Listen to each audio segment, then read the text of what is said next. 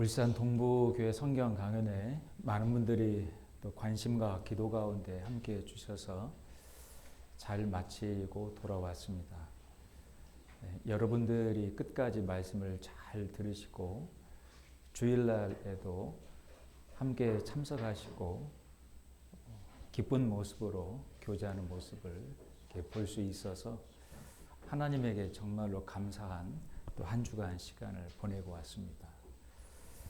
더불어 지난 한 주간 동안에도 청년의 이구역 연합 주간 성경 강연회가 있었는데 또 귀한 영혼이 참석을 하셨고 복음의 말씀을 듣고 구원을 확신하시고 오늘도 주일 말씀 앞에 나오셨습니다. 한 주간 또 함께 하시는 하나님의 그 은혜와 인도하심에 진정으로 감사를 드리고 새롭게 또 오시는 분들 위해서 많이 기도해 주시고 관심과 사랑으로 교제해 주시면 고맙겠습니다. 함께 기도하시겠습니다. 사랑이 많으신 고마우신 하나님 아버지, 저희를 불쌍히 여겨주시고 십자가에서 흘리신 그 보혈의 능력과 사랑으로 영원히 죄에서 구원하여 주시고 영원한 생명과 천국 소망을 주신 은혜에 진정으로 감사를 드립니다. 어디에서 무엇을 하든지 그 은혜를 마음에 깊이 생각하고 감사 가운데 살아갈 수 있도록 도와주시고 아직도 주님의 그 사랑을 알지 못하고 복음을 듣지 못한 많은 영혼들에게 담대하게 복음을 증거하며 살아가는 저희들이 될 수 있도록 인도하여 주시옵소서. 오늘도 주님의 날 사랑하는 형제 자매님들과 함께 말씀과 교제를 나눌 수 있도록 인도하신 은혜에도 감사를 드립니다. 하나님이 증거해 주시는 귀한 말씀을 마음에 온전히 교훈 삼고 우리 각자의 삶 가운데에 힘이 될 수 있도록 또 분별과 능력이 될 수 있도록 도와주시옵소서. 여러 가지 형편과 사정으로 이 시간 함께하지 못한 형제 자매님들에게도 그 마음이 세상 죄악 가운데 넘어지지 않도록 지켜주시고 육신의 건강도 회복하여 주심으로 영육간의 강건한 모습으로 다음 말씀 때에는 함께 할 수 있도록 도와주시옵소서. 전 세계 복음이 증거되는 곳마다 하나님의 동일한 은혜와 능력으로 함께 해주셔서 복음을 맡아 수고하시는 선교사님들과 가족분들 또 동역자분들에게 하나님이 맡기신 복음 전파의 사명을 잘 감당할 수 있도록 인도하여 주시옵소서. 특별히 구정 명절을 맞이해서 전국 각지로 이동하는 형제 자매님들의 발걸음 위에도 안보하여 주시고 오랜만에 만나 즐겁고 유익한 교제의 시간을 가질 수 있도록 또 전도의 기회를 삼을 수 있도록 도와주시기를 간구드립니다. 오늘 함께하는 모든 시간 주 성령님에게만 의지하오며 언제나 저희를 사랑하시는 예수님의 귀하신 이름으로 기도드렸습니다. 아멘. 다 같이 구약 성경 역대상 12장 말씀을 보시겠습니다. 페이지로 구약 성경 631페이지입니다. 역대상 12장 구약 631페이지 38절 말씀에서 40절까지의 말씀을 보시겠습니다.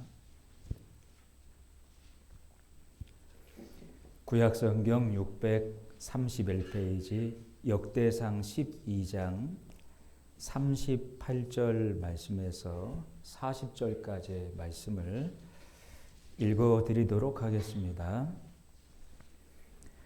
이 모든 군사가 항오를 정제히 하고 다 성심으로 헤브론에 이르러 다윗으로 온 이스라엘 왕을 삼고자 하고 또 이스라엘의 남은 자도 다 일심으로 다윗으로 왕을 삼고자 하여 무리가 거기서 다윗과 함께 사흘을 지내며 먹고 마셨으니 이는 그 형제가 이미 식물을 예비하였음이며 40절은 함께 읽겠습니다. 또 근처에 있는 자로부터 이사갈과 수불론과 납달리까지도 식물을 나귀와 약대와 노새와 소에 무수히 실어 왔으니 곧 과자와 무화 과병과 건포도와 포도주와 기름이요 소와 양도 많이 가져왔으니 이스라엘 가운데 희락이 있음이었더라. 기도 가운데 잠깐 말씀을 드린 대로 명절을 맞이해서 다른 지역으로 이동한 분들이 또 여러 분 계시는 것 같습니다. 또 이 자리에 처음 뵙는 분들도 계신 것 같습니다. 그 왕래하는 발걸음 하나님이 또 안보해 주시기를 기도하고 오랜만에 가족들과 만나서 즐겁고 유익한 시간도 보내시고 또 그렇다고 너무 음식을 많이 욕심껏 드시면 탈나면 안 되겠죠. 그리고 오랜만에 만난 가족분들에게 복음을 증거할 수 있는 아름다운 기회도 가지시면 좋겠습니다.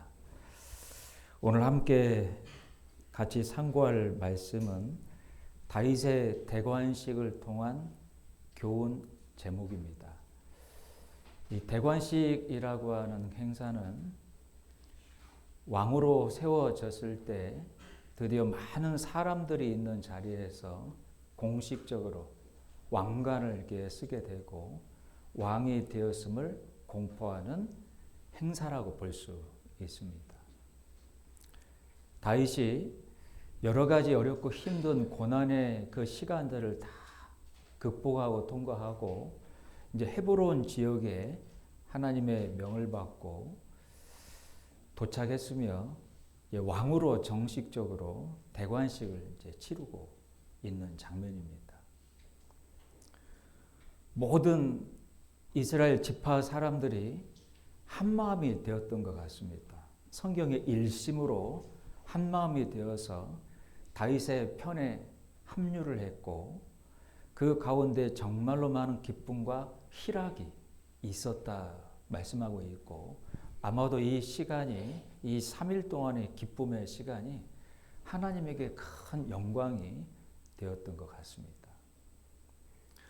아마도 이 모습이 시편 133편에 말씀하신 하나님의 자녀된 형제 자매가 연합하고 동거하는 모습이 어찌 그리 선하고 아름다운고 그 말씀을 떠올려 주는 것 같아요.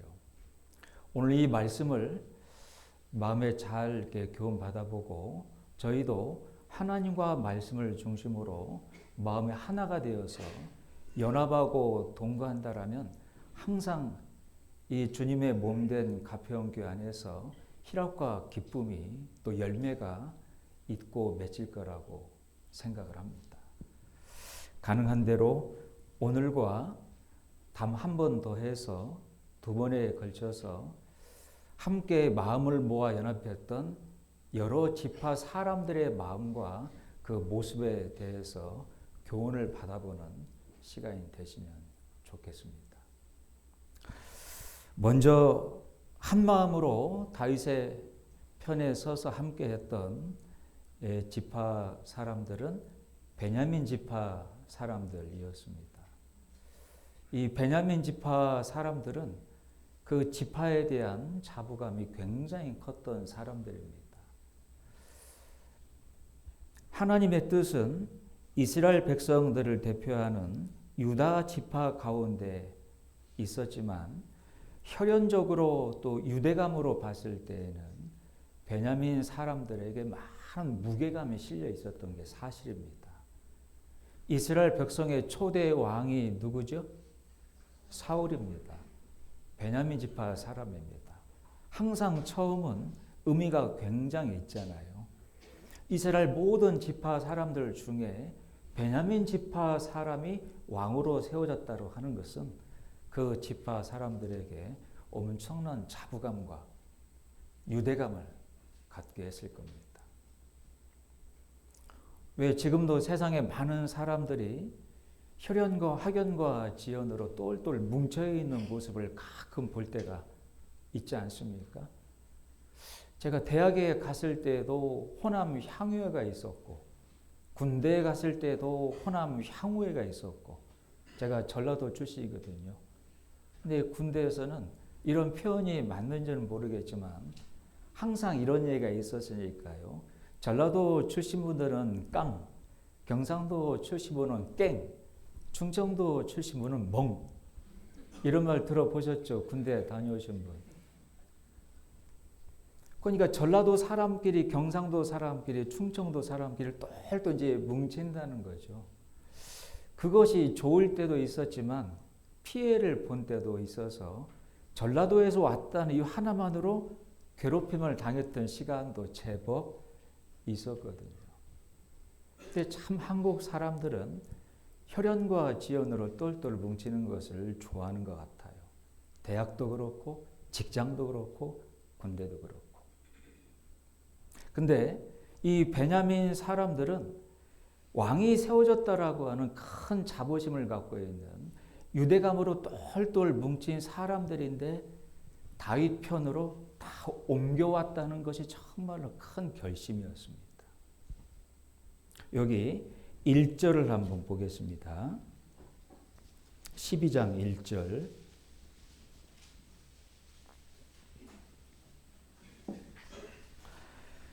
(12장) 1절 2절 말씀을 보겠습니다.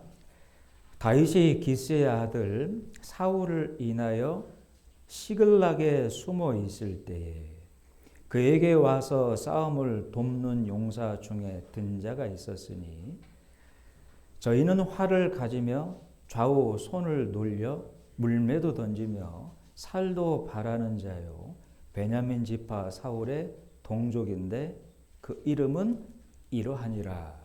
그러면 7절까지 23명의 베냐민 지파에 속해 있던 용사들의 이름이 일일이 기록이 되어 있습니다. 이 사람들은 정말로 특별한 사람들이었습니다. 활을 잘 쏘고 물매를 잘 던졌다 설명이 되어 있는 것처럼 역대상 말씀에는 전문적인 궁수들이었다 기록하고 있어요. 아마도 사울이 전쟁에 나갈 때 가장 측근에 두고 자기를 보호하도록 두었던 호위병들이었는지도 모릅니다. 여러분, 전문 궁수와 물매를 잘 던지는 사람들은 이 당시에도 용병제도가 있었다라면 어느 나라에 가서도 큰 대접을 받을 수 있는 전문 군사 인력들입니다. 아쉬울 게 없죠. 근데 왜 다윗 편으로 갑자기 합류를 했냐는 겁니다. 더군다나 이 당시만 해도 여전히 사울이 왕으로 군림하고 있을 때입니다. 그런데 용사들이 찾아갔던 다윗은 어떤 상황이었어요? 사울에게 10년 동안 쫓겨다니며 도망자로게 피해 다니며 심지어 시글락이라고 하는 블레셋 지역에 찾아가 1년 4개월 동안 숨어 있을 때입니다. 나이도 20대 젊은 청년의 나이예요. 그런 다윗에게 무슨 미래가 있다라고 찾아갔을까요? 그게 문제죠. 여전히 도망자 신세고 20대 젊은 청년이 블레셋 지역에 찾아가 시글락 지역에 혹시 들킬까 봐 1년 4개월 동안 숨어 지내고 있는데 이 베냐민의 23명의 전문 궁수 용사들이 일부러 다윗을 찾아가 다윗 편에 섰다는 것은 여러분 대단한 결심 아닙니까? 뭔가 남들이 보지 못하는 특별한 것을 봤기 때문이 아닐까요? 요즘 표현을 빌리면 제정신이 아니지 않습니까? 누가 밑도 끝도 없는 그런 사람에게 자기 인생을 다 걸어놓고 투자를 한단 말입니까? 근데 분명한 것은 이 23명의 공수들은 용사들은 다윗의 형편과 사정을 바라본 것이 아니에요. 다윗과 함께 하고 계시는, 다윗과 함께 일을 하시는 하나님을 본 거고, 이 용사들이 다윗을 찾아간 것은 인간적인 정으로 다윗의 연민을 느껴서 찾아간 것도 아니고, 다윗을 함께 하시며 도우시는 하나님을 바라보고 찾아간 겁니다. 그게 신앙 가운데 정말로 중요하다는 거죠. 저희도 신앙 가운데 인정에 얽매여서 하나님 편에 서지 못하고 사람 편에 서서 사람을 좋게 하고 기쁘게 하는 신앙의 실수를 할 때도 있지 않습니까? 사람들은 인정에 얽매여 있는 그 마음이 굉장히 강하잖아요. 하나님의 뜻은 그렇지만, 하나님의 말씀은 그렇지만 저는 그렇게 하기는 원치 않아요.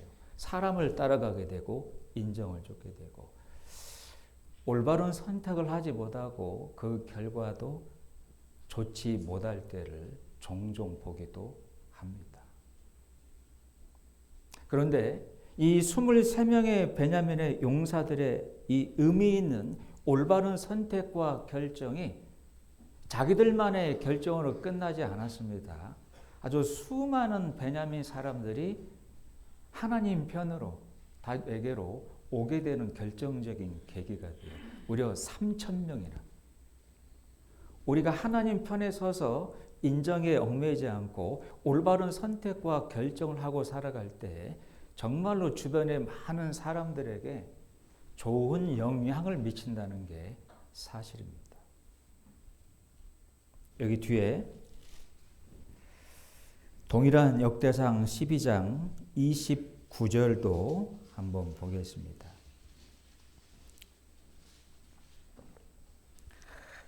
29절 같이 읽겠습니다. 베냐민 자손 곧 사울의 동족은 아직도 태반이나 사울의 집을 쫓으나 그 중에 나온 자가 3,000명이었다. 다윗의 대관식이 열린다고 하니까 3,000명이나 되는 엄청나게 많은 베냐민 사람들이 다윗 편으로 쑥하니 넘어온 겁니다. 네, 성경은 아직도 태반이나 아직도라고 하는 단어에 집중을 해보면 여전히 많은 사람들의 인정에 얽매여서 올바른 선택과 결정을 못하고 있음에도 불구하고 라고 생각할 수 있습니다. 아마도 베냐민 사람들 가운데에는 이런저런 생각들을 많이 갖고 있었을 것 같아요. 갑자기 다윗이 왕으로 등극을 했으니까 여전히 마음 가운데는 베냐민 사람 지파에 대한 자부심이 강해서 그래도 사울 집안이 최고지. 왕은 베냐민 사람 가운데 나와야지. 다윗 저 인간은 아무것도 아니야. 여전히 그런 마음을 갖고 있을 수도 있고 또 어떤 사람은요. 이 혼란을 틈타가지고 자기가 베냐민 사람이니까 왕으로 등극하려고 사람들을 몰래 모으려고 했던 이런 사람이 있을 수도 있습니다.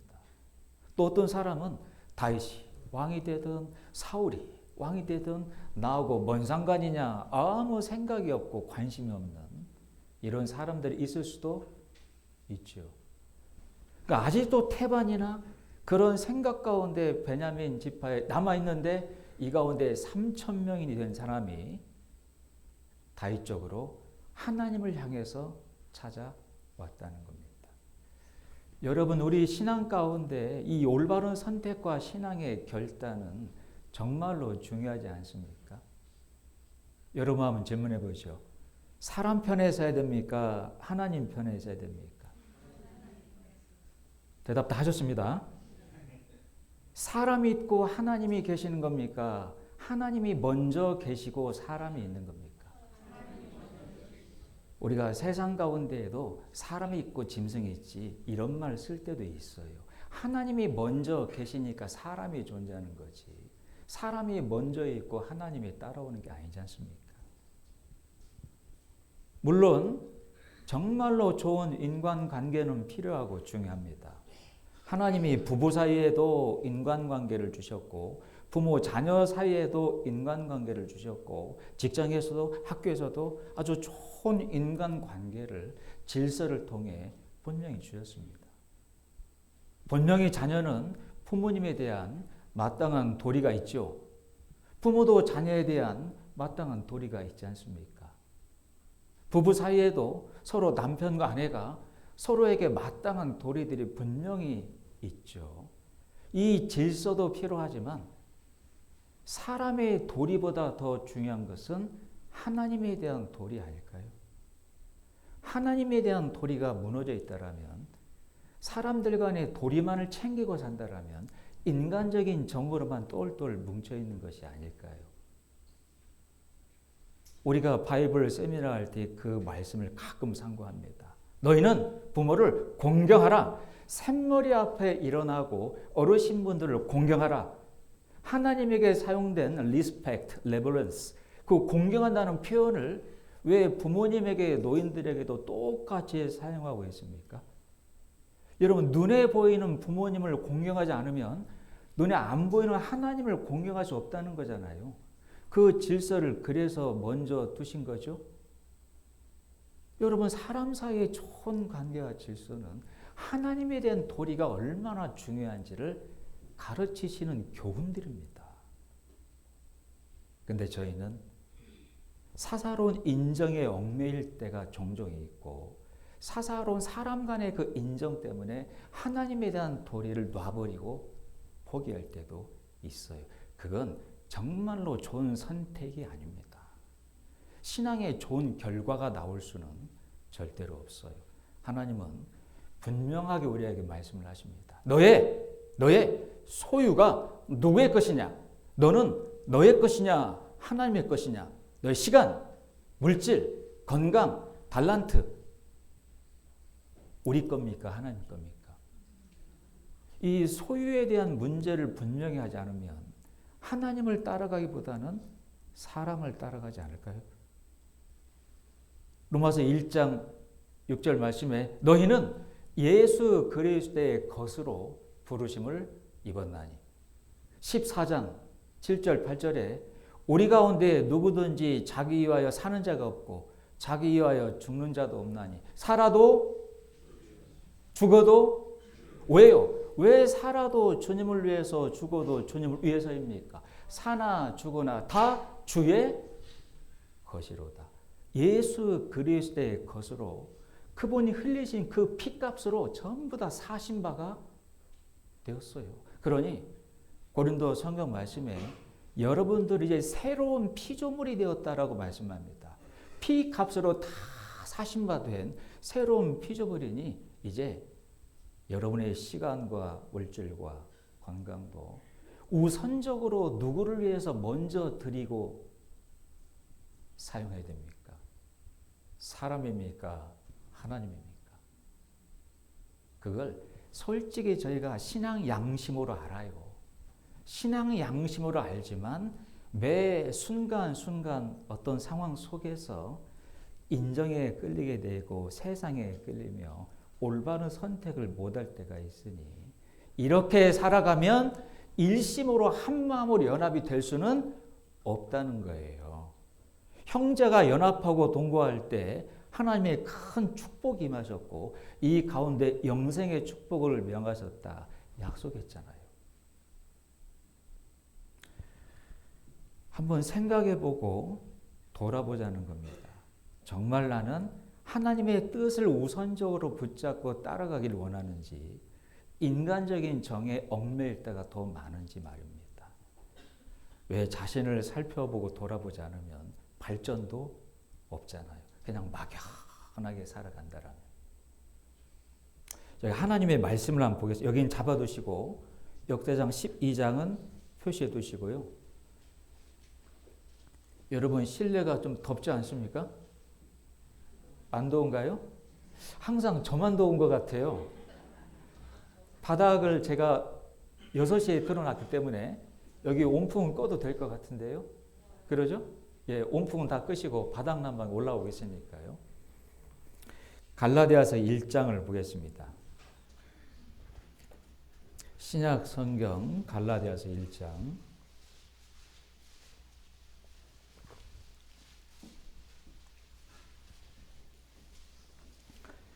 신약 성경 302페이지입니다.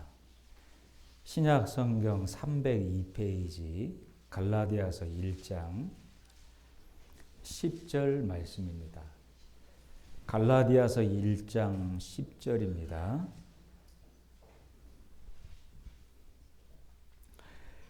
같이 읽겠습니다. 이제 내가 사람들에게 좋게 하랴 하나님께 좋게 하랴 사람들에게 기쁨을 구하랴 내가 지금까지 사람의 기쁨을 구하는 것이었다면 그리스도의 종이 여러분 이 문제를 하나님은 분명히 하기를 원하십니다. 색깔이 뭐냐는 거죠.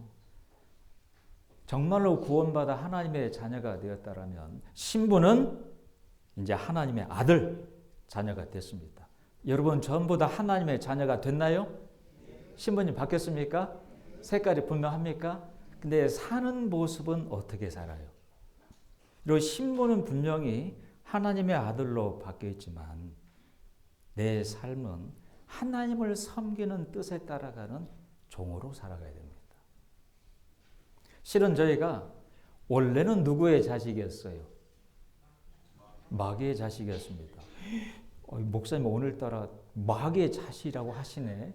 슬퍼하지 마세요. 내 말이 아니니까. 요한복음 8장 44절 보면 너희 아비 마귀에게서 났으니 마귀가 행하고자 하는 것을 너희가 행하는도다. 그렇게 살아왔다 그 말입니다. 솔직히 구원을 받기 전에는 마귀에게 속아서 마귀의 뜻에 따라 살아오지 않았습니까? 그러다가 죽음 이후에 심판과 영원한 형벌을 받을 뻔한 저희들이었습니다. 이런 날을 예수님이 흘리신 보혈의 비싼 피값으로 다 갚아서 용서해 주시고 하나님의 자녀로 양자를 삼아 주셨어요. 오늘 암송한 말씀 가운데 노마서에 양자의 영을 받았다. 노마서 8장 말씀 보면 친자식이 아니었는데 양자가 되어서 양자의 영을 받았다. 이런 표현도 정말로 놀라운 표현인 겁니다. 여러분 그 말씀들은 그 당시에 생활의 모습 있었던 일들을 그대로 반영하고 있으니까요. 노마서를 기록한 사도 바울은 네로 황제와 동시대의 인물입니다. 여러분 네로가 황제가 될 때 아버지의 뒤를 이어서 황제가 됐어요? 아니에요. 네로는 로마의 5대 황제고 네 번째 황제는 삼촌이었던 클라우디우스입니다. 이 클라우디우스 네 번째 황제가 아들이 아닌데 그 조카 네로를 황제로 세우며 월계수를 씌웠어요. 원로들이 보는 앞에서 양자로 삼아버린 겁니다. 여러분, 원로 여러분들, 여기는 네로는 내 조카지만 오늘부터 내 아들이요 공포를 했어요. 역사의 기록에 남아있죠. 양자로 삼았는데 양자가 왕이 됐음에도 불구하고 월계수가 씌워지고 왕의 모든 특권을 다 누리게 되었습니다. 바울이 그 모습을 봤어요. 우리가 구원을 받은 것은 이와 똑같다. 하나님의 자식이 아닌 마귀의 자식이었지만 예수님의 그 피의 공로 하나로 흘리신 그 피값으로 내 죄를 영원히 다 용서해 주시고 하나님의 자녀로 양자 삼아줬다. 이제 나는 어떤 것도 내 것이 아니다. 여러분 내가 내 것이라고 생각하니까 하나님에게 드리지를 못하는 겁니다. 시간도 물질도 여러분의 달란트 기능도 하나님에게 왜 드리질 못하죠? 내 거라고 생각하니까요. 그게 무슨 심보예요? 죄송합니다. 도둑놈 심보. 다른 사람 물건을 내 것인 것처럼 막 쓴 사람이 그 심보 아닙니까? 어떨 때는 이거 내 거야. 왜 자꾸 허락도 없이 가져갔어? 째째하게 그런 거 가지고 알았어. 했다. 여러분 주변에 그런 사람들이 있으면 마음이 어떻습니까? 괘씸하잖아요. 자기 것도 아닌데 자기 것인 것처럼 막 갖다 쓰면서 한마디 했더니 순간 째째한 사람을 만들어버리네. 여러분 자녀들 가운데에도 어떤 자녀가 옷을 한 벌 샀어요. 아침에 입으려고 탁 잃어버리니까 없어. 누가 입고 간 거야? 동생이 지 맘대로 훅 입고 간 겁니다. 저녁에 전쟁 벌어지죠. 기집애야, 너 왜 내 옷 입고 가서 네가 입고 네가 사 입어. 그러면 동생 뭐라고 그러죠? 째째하게 이 옷 한 벌 가지고. 여러분, 그래서 언니 마음이 좀 서운할 때도 있지 않습니까? 그러잖아요. 내가 하나님 앞에 그런 심보를 갖고 있으면 안 됩니다. 솔직히 머리에서 발끝까지 전부 다 예수님의 피 값으로 사셨기 때문에 예수님이 재림하실 때 여러분의 머리카락 하나도 남기지 않고 다 변화시켜서 다 데리고 가시는 거예요. 왜? 피값으로 사셨기 때문에. 여러분의 머리카락 하나도 그냥 두지 않는다고요. 신령한 몸으로 변화시켜서 천국으로 데려가는 겁니다. 근데 문제는 그런 엄청난 사랑을 받아서 양자 자녀가 된 저희들이 하나님에게 드리지를 않고 산다는 겁니다. 다 자기 것인 것처럼 끌어안고 살아요. 그리고 어떨 때는 하나님, 불쌍하게 보이네요. 제가 헌금 좀 해드리겠습니다. 하나님, 안쓰러워 보이네요. 제가 봉사해 드리겠습니다. 하나님, 오늘 참 우울하게 보이네요. 내가 말씀 교제에 나가 드릴게요. 마치 내가 하나님을 먹여 살리고 있는 것처럼, 내가 하나님을 돕고 있는 것처럼 이렇게 잘못된 신앙관을 갖고 있는 건데 있습니다. 제가 가끔 그 말씀 드렸죠. 어린아이가 과자를 움켜쥐고 있을 때 엄마나 아빠가 과자 하나를 좀 먹고 싶을 때가 있어요. 아무개야, 이거 하나만. 이거 뭐죠? 움켜잡아요. 싫어. 그러지 말고 하나만 줘봐라. 실은 그 과자 누가 사준 거예요? 아빠가 사준 거거든요. 근데 가만히 아빠를 보니까 너무 불쌍해 보이거든요. 자기한테 과자 하나 달라고 사정을 하고 있잖아요. 지 과자 막 고르면서 제일 조그마한 거 하나 딱 해서 자. 이건 도대체 뭔 컨셉이에요? 이 아이가 부모를 먹여 살리고 있는 거예요. 이 아빠는 너무나 불쌍해. 엄마는 너무 불쌍해. 내가 과자 안 주면 죽을 것 같아. 이렇게 해서 과자 하나 준다? 여러분들이 하나님 앞에 그러고 있지 않습니까? 그러니 사무엘상 15장 22절에 하나님은 하나님의 목소리 듣는 것을 기뻐하시나니 순종하는 것이 제사보다도 낫다. 하나님의 말씀을 잘 듣는 것이 수양의 기름보다도 낫다 그런 겁니다. 여러분, 주일날 교회에 참석하고 헌금 조금 와오신 걸로 신앙생활 퉁치시면 안 됩니다. 그게 제사예요. 하나님은 그런 제사를 기뻐하시는 분이 결코 아니에요.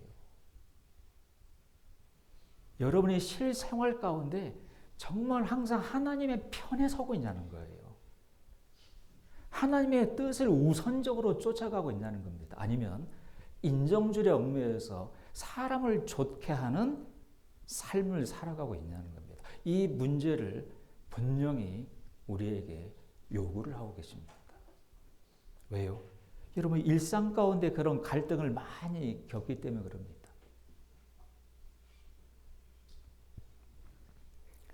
여러분, 출애굽기 4장 말씀에 보면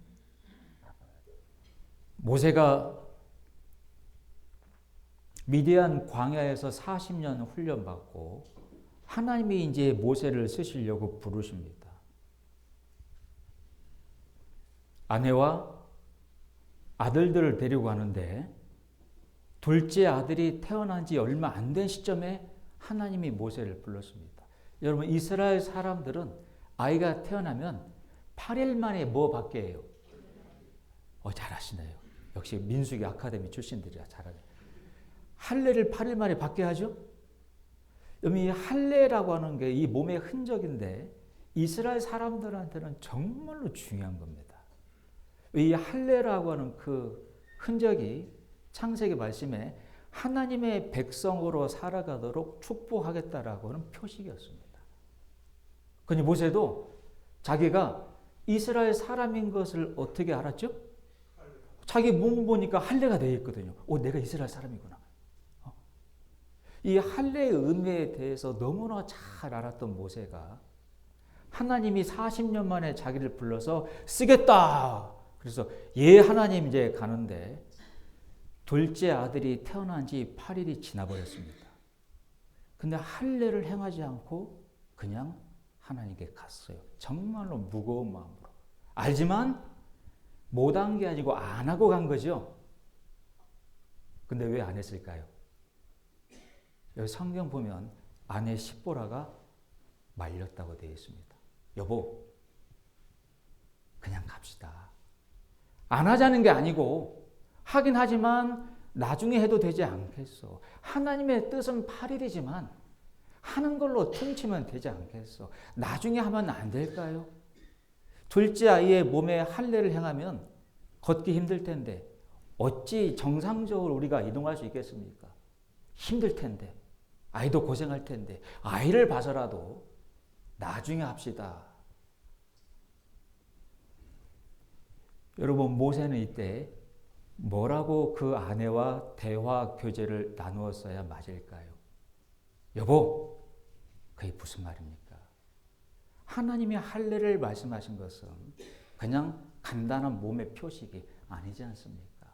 하나님의 백성으로 살아가고 하나님의 축복을 받는 약속과 첫 번째 아이에게 주시는 순종인데, 하나님이 아이에게 주시는 순종을 우리 부모가 이 인간적인 사사로운 마음으로 막으면 되겠습니까? 정중하게 그리 교제하는 게 정답이지 않습니까?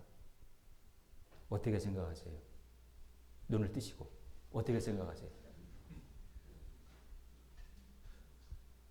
그런데요, 솔직히 모세는 인간적인 정에 넘어진 케이스입니다. 에덴 동산 가운데 인간이 최초로 범죄했을 때 하와가 먼저 넘어졌죠. 하와는 마귀의 미혹 때문에 넘어졌지만 남편 아담은 왜 넘어진 거예요? 인간적인 정 때문에 넘어진 겁니다.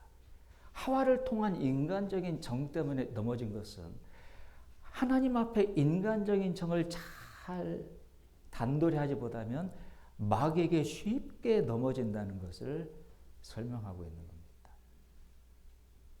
여러분, 그래서 출애굽기 4장 말씀 보면 모세가 가족을 데리고 길의 숙소를 지나갈 때, 길의 숙소라는 게 캐러반이죠. 여행자들이나 상인들의 잠깐 쉬는 휴게실 같은 곳입니다. 여기에 딱 머물렀을 때 하나님이 모세를 죽이려고 하셨잖아요. 그냥 쇼하신 게 아니죠. 진짜 죽이려고 하시니까 모세보다도 부인 십보라가 더 기겁했습니다. 질색을 했어요. 그 부인이 얼마나 충격받고 놀랐습니까? 그 부인이 왜 놀란 거죠? 왜 모세보다 더 충격받고 놀란 겁니까? 자기가 남편을 죽일 뻔했기 때문입니다. 얼른 둘째 아들의 몸에서 표피를 베어서 할례를 집전을 했고, 그 베어진 표피 껍데기 던지며 모세, 당신은 나의 피남편이요 라고 외쳤습니다. 피남편이라고 외친 것은 내가 당신을 죽일 뻔했습니다 라는 뜻이에요. 여러분, 그건 단순한 사건이 아닙니다.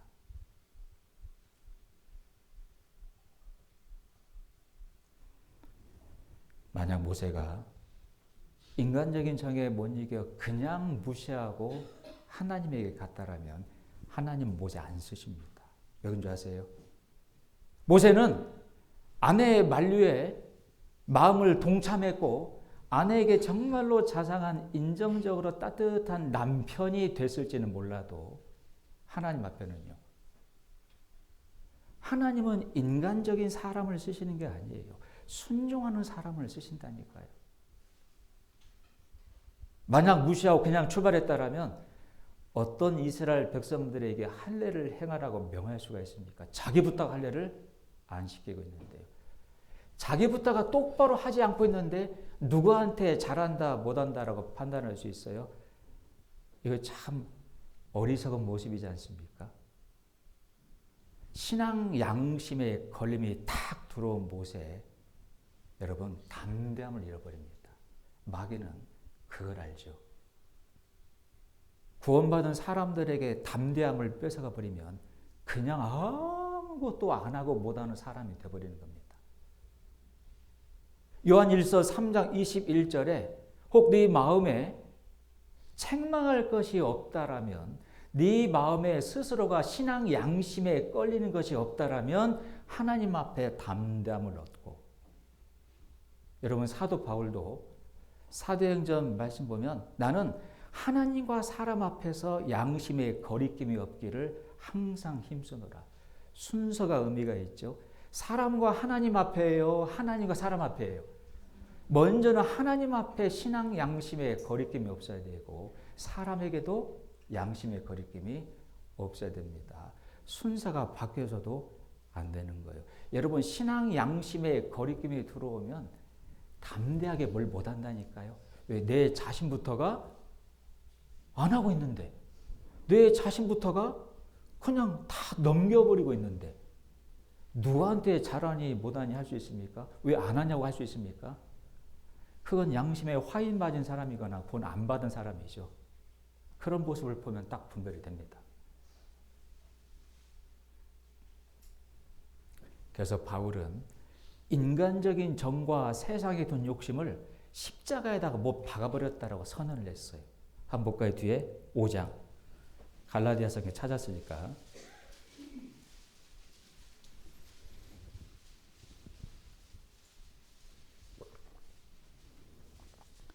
갈라디아서 5장 24절 말씀입니다. 갈라디아서 5장 24절 말씀 같이 읽겠습니다. 그리스도 예수의 사람들은 육체와 함께 그 정과 욕심을 십자가에 못. 네, 절 보세요.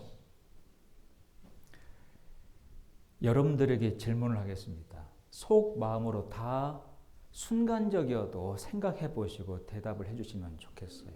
그럼 여러분들은 인간적인 전과 세상 욕심도 십자가에다가 못 박아버리셨나요? 인간적인 정과 세상에 남아있는 그 미련도 십자가에 다 못 박았습니까? 여기에 단서를 붙였잖아요. 그리스도 예수의 사람. 왜 이 단서를 붙인 겁니까?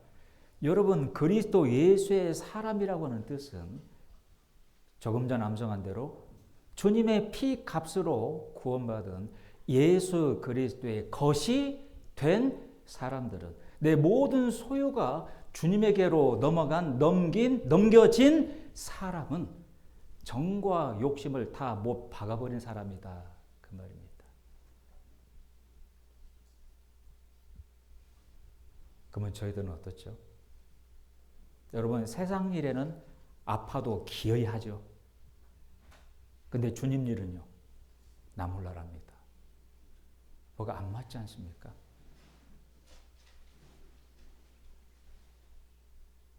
어떤 분들은 저는 이렇게까지는 못 살아요.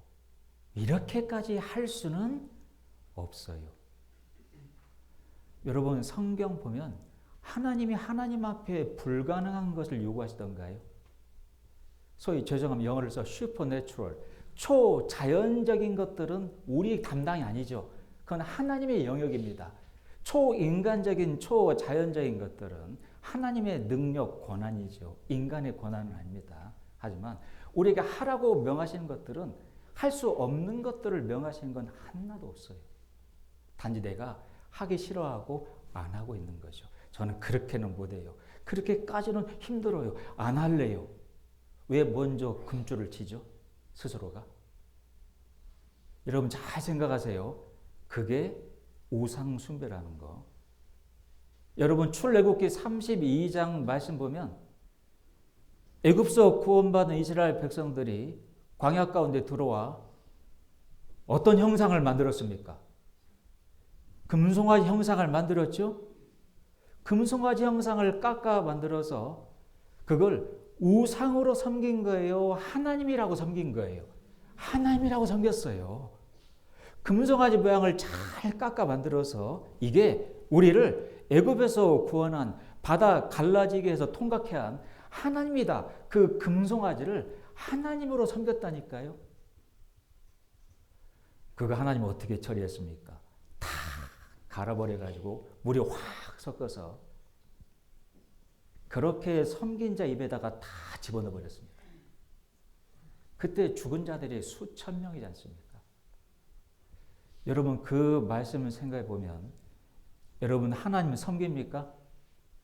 대답해 보세요. 하나님 섬기세요? 오늘 질문 많이 해도 죄송합니다. 여러분 기도를 하시는 분이 계시니까 지금 기도 시간이 아닌데 제가 그래서 질문을 하는 겁니다. 지금은 기도 시간이 아니에요. 이따 기도 시간 드릴게요. 여러분은 하나님을 섬기세요? 대답해 보세요. 하나님 섬기십니까? 자, 그러면 하나님이 말씀으로 알려주신 말씀 속에 나와 있는 하나님으로 섬기세요? 아니면 여러분의 형편과 사정에 맞게 새로 깎아 만들어 섬기고 있습니까? 그거 생각해 보세요. 그렇게는 못해요? 안 할래요? 저는 못할 것 같아요?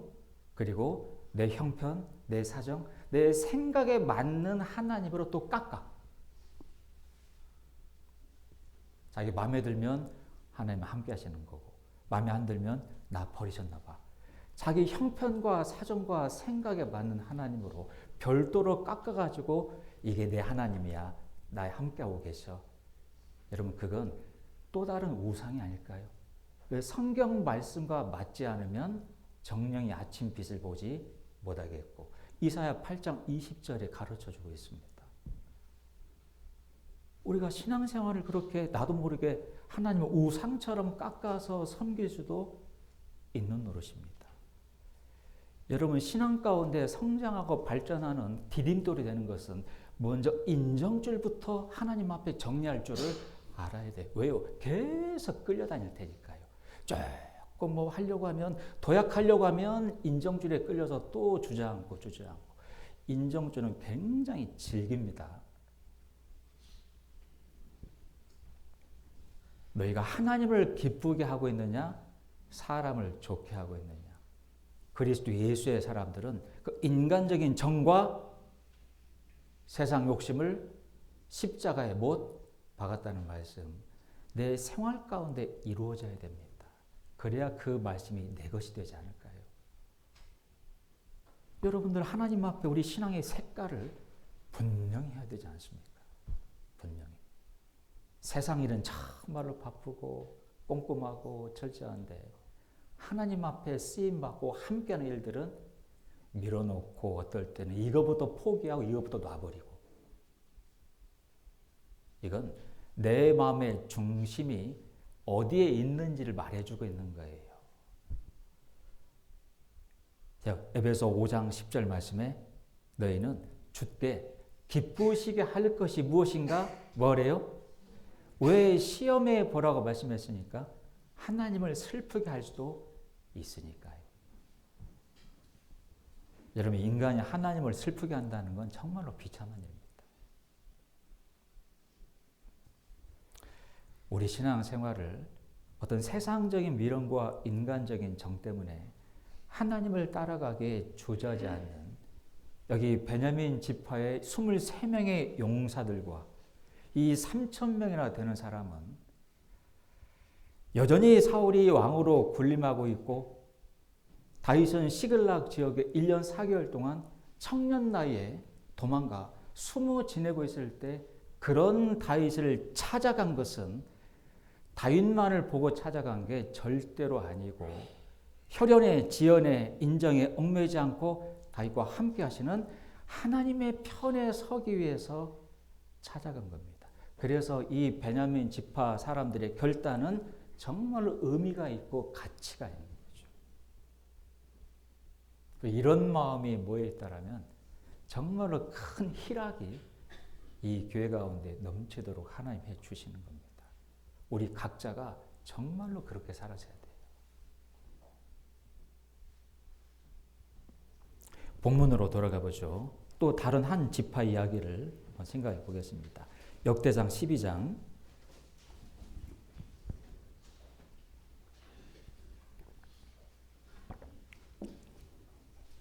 역대상 12장 8절 말씀입니다. 역대상 12장 8절입니다. 역대상 12장은 줄로 표시해 두시기 바랍니다. 역대상 12장 8절 갓 사람 중에서, 이 갓은 지파 이름입니다. 갓 지파 사람 중에서라는 말입니다. 다 찾으셨죠? 거친 땅 견고한 곳에 이르러 다윗에게 돌아온 자가 있었으니, 다는 아니라는 겁니다. 다 용사요 싸움에 익숙하여 방패와 창을 능히 쓰는 자라. 그 얼굴은 사자 같고 빠르기는 산의 사슴 같으니. 그러며 이제 9절부터 11명의 용사 이름이 또 자세하게 기록이 되어 있어요. 여기 갓 지파에 속해 있는 11명의 용사는 읽은 대로 다 용사고 싸움에 익숙하여 방패와 창을 잘 쓰는 자들이었다 그랬습니다. 이제 저 봐주세요. 이 싸움에 익숙했다라는 그 의미를 한번 생각해 보면, 단지 무기를 잘 다루는 것에만 익숙했다는 말은 아닙니다. 창도 잘 던지고 활도 잘 쏘고 칼도 잘 휘두르고 이런 것만을 익숙했다라고 표현하지 않고, 그 이유는 뒤에 얼굴이 사자 같다는 표현 때문입니다. 여러분, 성경에 사자 같다라고 의인들을 표현할 때는 뭘 설명할 때 사자로 표현하던가요? 비겁할 때요? 담대할 때요? 담대할 때입니다. 잠언 28장 1절 보면 악인은 쫓아오는 자가 없어도 도망하나 의인은 사자같이 담대하니라. 잠언 30장 30절 말씀에도 어떤 위험 가운데에도 물러서지 아니하는 사자와 같이 담대하니. 여기 갓 지파 용사들을 사자의 얼굴 같다라고 한 것은 무기를 잘 쓰는 것에만 익숙한 게 아니고 하나님을 의지하고 하나님을 바라보는데 익숙했다는 겁니다. 왜냐하면 이들이 싸운 전쟁의 내용이 하나님의 도움이 아니고서는 불가능한 전쟁이었어요. 일당 백, 일당 천 들어봤습니까? 그게 뭔 말이에요? 죄송합니다. TV 얘기해서. 그 야인시대라는 그 드라마 보신 적 있죠? 그때 김두한이 뭐라고 얘기하죠? 나 종로의 김두한이야. 일당 백, 일당 천, 김두한. 몰라? 이런 대사 들어봤어요? 저 혼자만 드라마를 본 것 같으네요. 또 TV만 보는 사람은 아니에요. 근데 그 장면 한번 제가 본 거지. 일당 백, 일당 천이라는 말은 한 사람이 100사람을 상대하고 한 사람이 1000사람을 상대한다라고 하는 그 말이죠. 근데 김도환이가 정말 100사람을 때려 눕혔겠습니까? 1000명을 혼자 때려 눕혔겠어요? 그냥 혼자서 많은 것을 담대하게 용맹하게 감당한다라는 뜻으로 일당 백, 일당 천 이런 말을 쓰는 겁니다. 근데 진짜 이 갓 용사 11명은 한 사람이 100명을 상대했고 한 사람이 1000명을 상대했어요. 이건 인간적으로 안 되는 상황입니다. 근데 벌어진 거죠? 누가 도와주신 거예요? 하나님이 도와주신 겁니다. 왜 하나님이 도와줬을까요? 하나님을 의지하는데 정말로 익숙하거든요. 여기 밑에 전쟁의 내용을 보면 14절, 15절입니다. 14절, 15절. 이 갓 자손이 군대 장관이 되어 그 작은 자는 100인을 관할하고 그 큰 자는 1000인을 관할하더니, 그 밑에 1번 나나주에 뭐라고 되어 있습니까? 그 작은 자는 일당 100이요 그 큰 자는 일당 1000이라. 우리가 익히 알고 있는 익숙한 말이 써 있죠? 15절입니다. 정월에 요단강 물이 모든 언덕에 넘칠 때에 이 무리가 강물을 건너서 골짜기에 있는 모든 자로 동서로 도망가게 하였더라. 그랬습니다. 자, 이들의 전쟁한 내용이 뭐냐면, 저 보세요. 태양력 정월은 1월 달이죠. 그죠? 근데 유대력 정월은 1월 달입니다. 유대 사람도 1월 달이 정월이에요. 근데 이걸 태양력으로 바꾸면 3월 달, 4월 달이니까 이스라엘 사람들에게 하나님이 주신 늦은 비가 내리는 봄에 해당되는 기간이고, 여러분 늦은 비가 내리는 봄에 해당되는 기간 동안에는 여러분 저 보실 때 이스라엘 땅 꼭대기에 헐몬산이 있고 헐몬산에 그 만년설이 녹는 시기예요. 물이 줄줄 내려와서 바니아스 폭포를 이루고 갈릴리 바다에 잠기고 요단강을 타고 내려와 사해 바다까지 물줄기가 차고 넘치는 시기입니다. 근데 이 11명이 그 차고 넘치는 요단강 물을 건너가서 11명이 한 사람이 100명을 한 사람이 1000명을 때려 부셨다는 거예요. 엄청난 용기 아닙니까? 사자처럼? 아까 질문했죠. 누가 도와주신 겁니까? 여러분 하나님의 도움이 아니고서는 불가능한 전쟁이에요. 근데 이거 보면 평상시에 하나님을 의지하고 하나님을 바라보는데 익숙했다라는 걸 알 수 있고, 그러면 저희도 한번 생각해 볼 수 있죠. 여러분들은 어떤 형식의 어려움들을 만났을 때 여러분들의 수단과 방법을 맹신합니까? 하나님을 먼저 의지하십니까? 근데 저희들은 여러분의 수단과 방법을 정말로 맹신하죠. 내 경험에 의하면 네이버를 찾아보니까 누가 그러던데 참고할 필요가 있죠. 하지만 마음에 결정적으로 끝까지 의지하고 붙잡아야 되는 것은 하나님의 손길입니다. 근데 저희는 하나님을 전혀 의지하지 않고 자기네 수단과 방법을 맹신을 하죠. 맹신.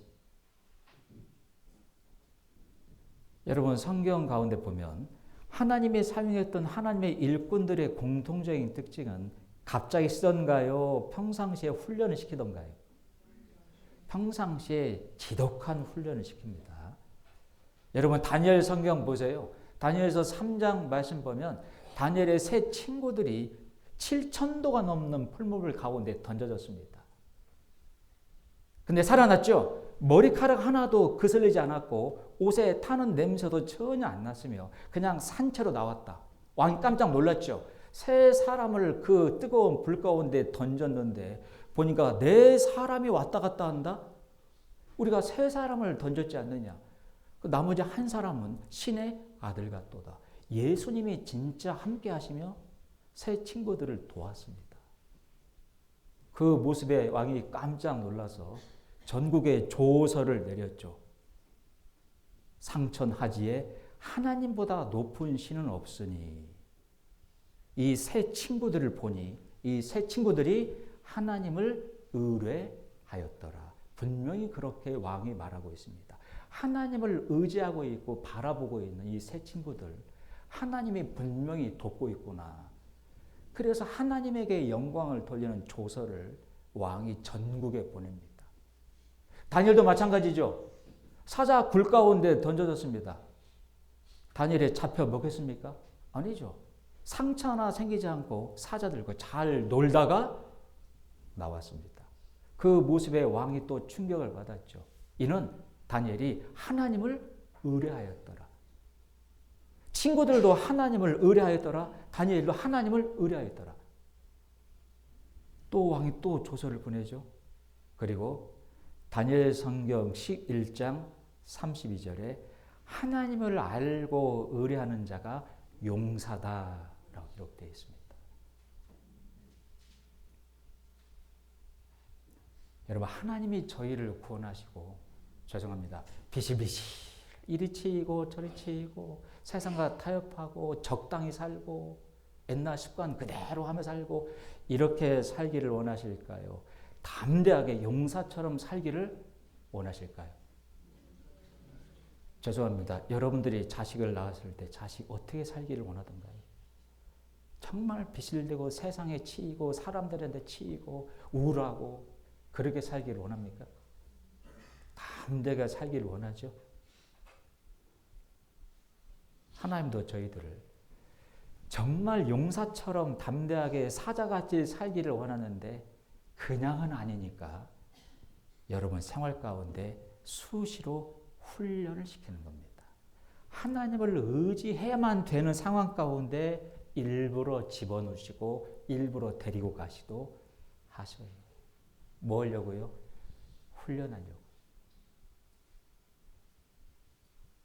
신명기 32장 말씀 보면 하나님이 이스라엘 백성을 훈련하시고 인도하실 때 독수리가 그 날개를 펴서 새끼를 어분과 같이 하였나니. 여러분 미국에 가면 미국의 콜로라도 강 협곡에 거기에만 살고 있는 특별한 독수리 무리가 있답니다. 그런데 이 독수리는 아주 기암 절벽에다가 그 둥지를 만드는데 특별히 쓰는 나무 가지가 아이언 우드라고 하는 가시가 날카롭게 돋아있는 가시나무 가지만을 꺾어다가 둥지를 만든대요. 특이하죠? 그냥 일반적인 그 나무 가지를 꽤 쓸 법한데 왜 굳이 가시가 돋아있는 그 가지만을 쓸까요? 이걸로 둥지를 다 만든 다음에 부드러운 풀을 가지고 덮고 마지막으로 깃털을 뽑아서 그 위에다가 마치 침대 매트리스처럼 쫙 깔아놔요. 그 위에다가 알을 낳고 알이 부화가 됩니다. 이제 이 새끼가 부화가 됐을 때 집중적으로 훈련을 시킨다. 어떻게 해요? 매정해요. 새끼가 삐약 하잖아요. 부리로 밀어내버립니다. 아니 둥지에서 밀어내버리면 이 새끼가 어떻게 돼요? 그냥 죽겠다라고 막 파닥거릴 거 아니에요. 떨어지니까. 얼른 내려가서 그 새끼를 탁 받아서 다시 둥지에 올려놓고 또 밀어버리면 또 파닥거리면서 막 죽겠다고 그러면 얼른 내려가서 받아서 또 올라오고. 예, 그러면 새끼가 본능적으로 느끼는 건 뭐냐면 나가기 좋아요, 싫어해요? 싫다. 어미가 또 밀으려고 하면 그러고 있대요. 새끼가 나 오늘 좀 감기가 들어서 훈련은 좀 힘들 것 같아요. 진짜로 그런데요. 새끼가 나 힘들어요. 엄마 독수리 제 이마 한번 만져보세요. 열이 막 40도잖아요. RS 부위에 감염된 것 같아요. 막. 그러면 어미가 특단의 조치를 한대요. 바닥에 깔아둔 털 다 빼버리고 풀을 다 빼버립니다. 그러면 가시가 톡 돋아와요. 이제 이 가시 때문에 죽겠다라고 튀어나간대요. 여러분 그거 들어보셨죠? 독수리는 날개의 짓을 하지 않는다. 그냥 날아갈 뿐이다. 어떤 새들이 파닥파닥 날개짓 합니까? 참새나 날개짓 하고 다니지. 여러분 독수리는 열적 상승 기류라고 하는 그 공기를 타고 다녀요. 근데 비둘기 참새가 그 공간에 들어가죠? 날개가 확 꺾어지는 겁니다. 날개에 큰 힘이 없으면 그 기류 가운데 못 들어가는 거죠. 근데 독수리는 들어가서 힘이 있으니까 그걸 이용해서 활강을 하는 거죠. 이게 아니고 활강을 하는 겁니다. 그리고 딱 접으면 속도가 200km 쫙 내려가는 거예요. 동물학자가 조류학자가 그 얘기합니다. 독수리의 강한 날개는 선천적인 게 아니고 후천적인 겁니다. 독수리의 강한 날개는 훈련으로 만들어지는 거지 타고나는 게 아닙니다. 여러분 새끼가 훈련을 안 받으면 그런 날개를 가질 수가 없다는 거예요. 그러니 신명기 32장에 하나님이 하나님의 백성들을 그렇게 훈련을 시켰다 말씀하시고 그렇게 훈련을 시킨 목적이 뭐죠? 용사가 되기를 원하는 거예요. 용사가 되기를. 힘들고 어려운 고난이 있지만 함께 하시는 하나님을 바라보고 하나님을 먼저 의지하고 하나님에게 맡길 줄을 아는 이 훈련이 되면 세상 어떤 풍파 가운데에도 요동이 전혀 없지는 않겠지만 이 요동을 극복할 수 있습니다. 근데 하나님을 의지하는 법을 훈련으로 배우질 보다면 항상 세상 쪽 자기 수단과 방법만을 막 맹신하죠. 이렇게밖에 못한다. 여러분의 삶을 보세요.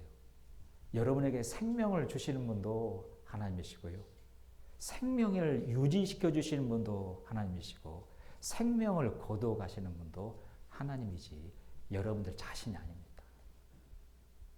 내가 주의하고 또 조심해야 될 건 있지만 분명히 하나님에게 맡기는 부분이 훨씬 더 많아야 돼요. 여러분 이 갓 지파 사람들 11명은 그냥 용사가 아니고 하나님을 의지하는데 정말로 훈련을 많이 받아서 용사가 된 사람들입니다. 하나님은 여러분들이 정말 그런 용사가 되기를 원하십니다. 여기 이사야서 41장 한번 보겠습니다.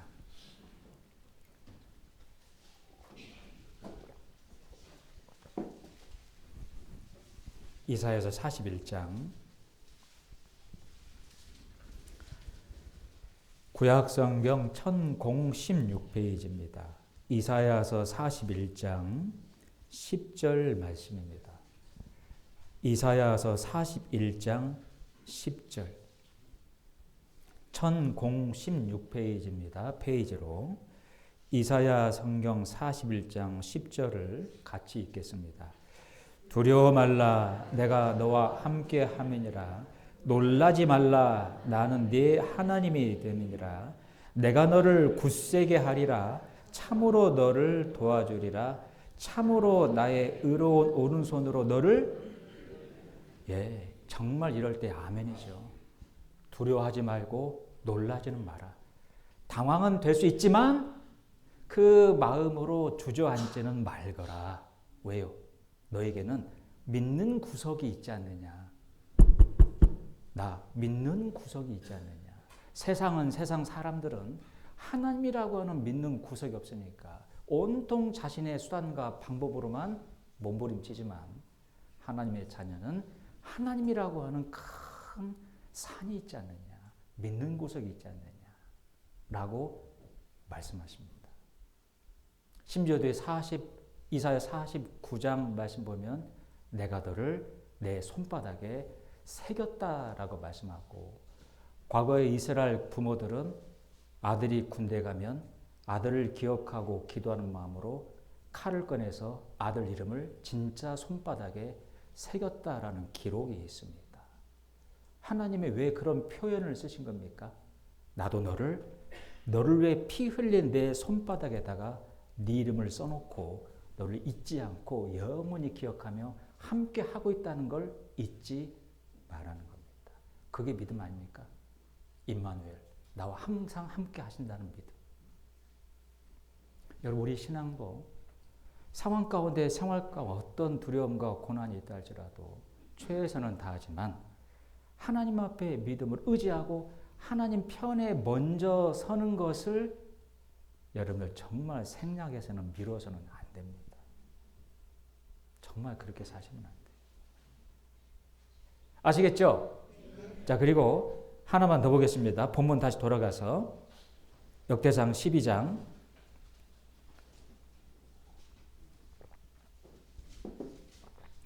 역대상 12장 8절을 다시 한번 보겠습니다. 역대상 12장 8절 줄로 표시해 두셨죠? 12장 8절 그 후반부를 한번 보시면 그 얼굴은 사자 같고 다음 말씀이 뭐죠? 빠르기는 산의 사슴 같으니. 이 갓 지파 용사들을 빠르기는 산의 사슴 같다라고 사슴으로 이렇게 표현한 것은 여러분 저 보세요. 사슴은 짐승 가운데 가장 민감한 짐승인 거 아세요? 여러분 방향 전환이 가장 빠른 게 토끼일까요? 사슴일까요? 사슴이에요. 제가 가평 온 지 얼마 안 됐을 때 자라섬에서 그 운동장 트랙이 있지 않습니까?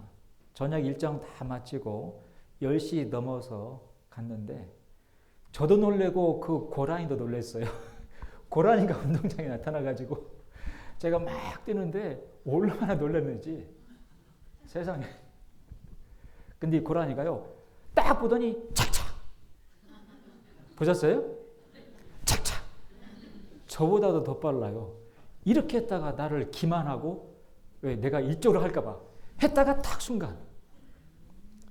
축구 발 기술 가운데 가장 현란한 기술이 착착 이렇게 하려고 했다가 탁 치는 거잖아요. 고라니가 저를 상대로 그런 트릭을 썼어요.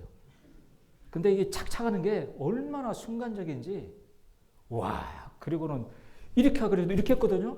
근데 이쪽으로 막 뛰어서 도망가는 거예요. 여러분 저희는 죄에 대해서 정말로 민감하고 선적히 정리할 줄 알아야 됩니다. 여러분 죄는 지지난주 주일 말씀 때 배웠죠. 악은 어떡하라고요? 모든 모양이라도 아껴두래요, 버리래요. 사슴같이 빠르다고 하는 것은 하나님 앞에 합당하지 못한 것은 싹도 여지도 남겨둬서는 안 되고 사슴처럼 빠르게 얼른 전라도 버전을 후딱 버려버려야 된다 그 말입니다. 잠언 29장 말씀 보면 종은 어렸을 때 곱게 놔두면 나중에는 지가 자식인 채 한다라고 되어 있습니다. 여러분 2주 전에 주일 말씀 여러분들이 어떻게 들으셨는지 모르겠어요. 죄송합니다만 한 번 더 우리 유튜브에 영상이 올라가 있으니까 한 번 더 꼭 들어보시고 한 번 들을 때하고 두 번 들을 때하고 마음에 와닿는 말씀이 실은 다릅니다. 악은 모든 모양이라도 버리도록 하나님이 주신 말씀을 한 번 꼭 다시 들어보기를 적극 추천을 드려요. 여러분 죄는 그 싹과 여지를 정말로 남겨두면 안 됩니다. 여러분이 남겨둔 그 미련 하나가 결국은 나중에 문제를 꼭 일으키게 돼 있으니까요. 여러분 이스라엘 백성이 애굽에서 구원받고 광야 통과하고 가나안 땅에 들어갔습니다. 가나안 땅 7년 정복 전쟁 기간 동안에 그들은 신앙이 성공했습니까? 실패했습니까? 대단히 실패했습니다. 그들이 가나안 땅 들어가 7년 동안 땅을 기업을 분배받아 정복하고 차지하기까지 그들은 신앙이 철저히 실패했고 그 원인을 여호수아 성경 말씀에 정확하게 기록하고 있어요. 그들이 남겨둔 그 싹, 남겨둔 여지 이것 때문에 결국은 그 남겨둔 것들이 가시가 되고 올무가 되었다라고 분명히 기록이 되어 있습니다. 그건 하나님의 말씀과 명령을 온전히 따르지 않은 거예요. 먼저 하나님의 명령은 뭐였는지 민수기를 한번 보겠습니다. 민수기 33장입니다. 민수기 33장 55절입니다. 구약 성경 255페이지 민수기 3장 55절 구약 성경 페이지로 255페이지입니다. 민수기 33장 55절 같이 읽겠습니다.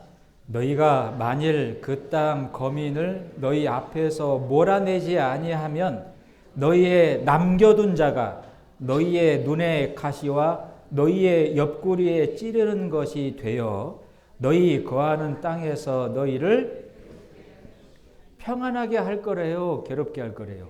뭐가요?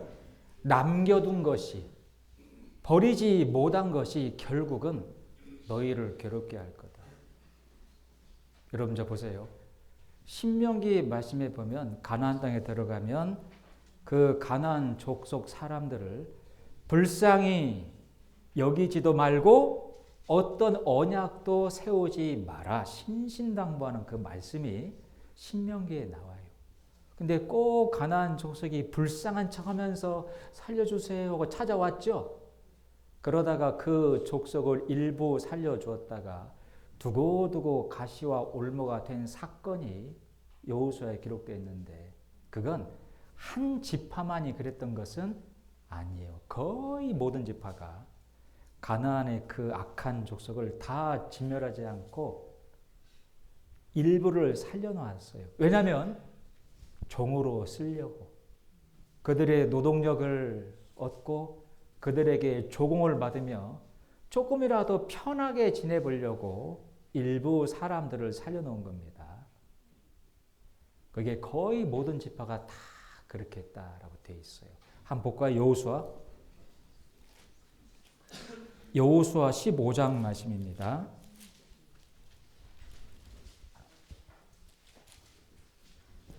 구약 344페이지입니다.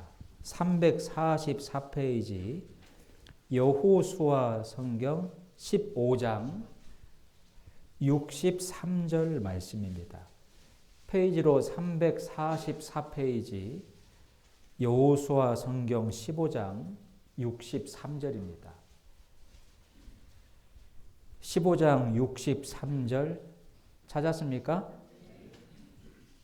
같이 읽죠. 예루살렘 거민 여부스 사람을 유다 자손이 쫓아내지 못하였으므로 여부스 사람이 오늘날까지 유다 자손과 함께 예루살렘에 거하니라. 여부스 사람은 가나안에 살고 있는 가나안 족속 이름이거든요. 여기 쫓아내지 못했다라는 말은 실은 쫓아내지 않았다라는 말입니다. 여기 뒤에 16장 9절 10절도 보겠습니다. 16장 9절과 10절. 그 외에 므낫세 자손의 기업 중에서 에브라임 자손을 위하여 구별한 모든 성읍과 촌락도 있었더라. 10절을 같이 읽죠. 그들이 게셀에 거하는 가나안 사람을 쫓아내지 아니하였으므로 가나안 사람이 오늘날까지 에브라임 가운데 거하며 사역하는 종이, 여기도 마찬가지죠. 어떤 지파는 쫓아내지 않고 종으로 삼았다라고 직접적으로 기록이 되어 있습니다. 17장 그 뒤에 17장 12절 13절입니다. 17장 12절 13절 다 펴셨죠? 그러나 므낫세 자손이 그 성읍들의 거민을 쫓아내지 못하매 가나안 사람이 결심하고 그 땅에 거하였더니 13절을 읽겠습니다. 이스라엘 자손이 강성한 후에야 가나안 사람에게 사역을 시켰고 다 쫓아내지. 자, 이제 저를 봐주세요.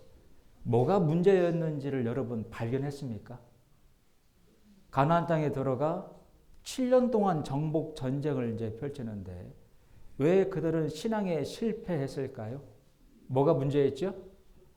하나님의 말씀으로 불쌍히 여기지도 말고 언약도 세우지 말고 다 남겨두지 말고 전멸하라. 이건 가나안 7족속은 죄의 상징입니다.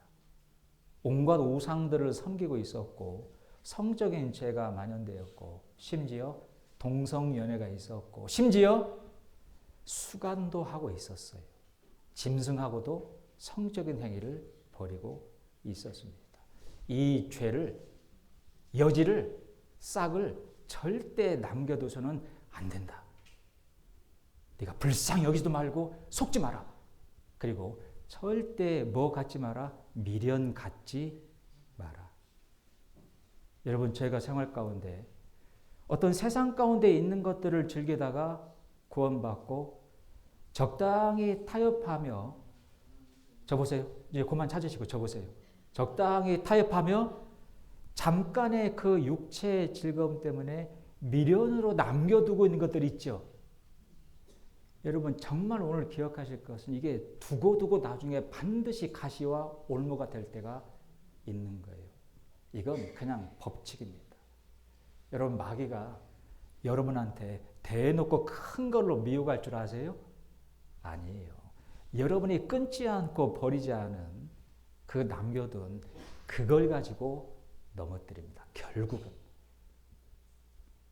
제가 영국에 있을 때 말레이시아 계통 중국 분 한 분이 구원을 받았습니다. 이 말레이시아에서는 온갖 우상들이 이제 있지 않습니까? 집 입구에도 우상들이 질비하고, 들어갈 때 우상한테 경배하고, 나올 때 우상한테 경배하고. 이분이 구원 받자마자 가장 먼저 한 것이 뭔 줄 아세요? 그거 전부 다 때려 부시는 거였어요. 근데 상당히 비싸게 돈 주고 샀대요. 지금 그게 문제예요? 캐톨릭에 다니다가 성경 말씀을 통해 하나님이 정말로 살아계시다는 걸 깨닫고, 이 성모 마리아에 대한 그 모습과 태도가 우상 숭배였다는 걸 깨닫고, 구원받은 사람이 가장 먼저 한 게 뭔지 아십니까? 묵주를 버리고 성모 마리아상 깨서 버리는 거였어요. 여러분, 그런 분들이 보면 신앙생활을 잘하더라는 거예요. 그런 분들이. 하나님의 말씀을 고지 듣고 그대로 여지를 주지 않고 싹을 남겨두지 않는 겁니다. 이런 분명한 것은 여러분이 그 육신의 어떤 미련 때문에 남겨둔 그 싹이 결국은 문제가 되고 올바른 선택과 결정을 못하게 할 때가 분명히 있다는 거예요. 어느 순간은 반드시 그 순간이 옵니다. 그럼 어떻게 될까요? 다 버려야죠. 남겨둬야 됩니까? 다 버려야 됩니까? 다 버려야 돼요. 이 갓지퍼 11명 용사가 사슴같이 빨랐다는 것은 하나님에게 용사로 귀하게 쓰임받기에 걸림이 되고 미련으로 붙잡힐 만한 것들을 다 제거하고 버렸다는 뜻입니다. 여러분, 술, 담배를 정리 못한 분이 있다면 합당하지 않잖아요. 노름을 아직 하고 있다면 합당하지 않지 않습니까? 제사를 지냈다면 합당하지 않죠. 이건 우리 침례 교회 교리가 아니고 하나님의 말씀이고, 하나님의 말씀이 이러하시다고 하라. 이 자리는 하나님의 말씀이 선포가 되는 자리입니다. 목사의 개인 의견을 말하는 자리가 아닌 거죠. 여러분, 죄는 딱 이거 하나만, 딱 이번 한 번만 아닙니다. 그게 눈덩이처럼 결국은 볼륨을 키워요. 여러분, 버릴 때 악은 어떤 모양이라도 사심처럼 빠르게 버리셔야 됩니다. 아시겠습니까? 이런 마음들이, 이런 모습이 모아져서 다윗의 대관식이 치루어졌고 정말로 이스라엘 전역에 큰 희락과 기쁨이 넘쳤다 기록이 되어 있어요.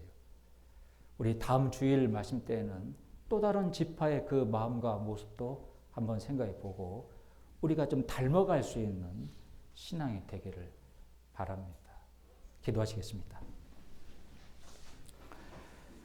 사랑이 많으신 고마우신 하나님 아버지, 오늘도 저희들에게 하나님의 원하시고 바라시고 기뻐하시는 뜻이 무엇인지를 말씀을 통해 생각해 볼 수 있도록 도와주셔서 감사합니다.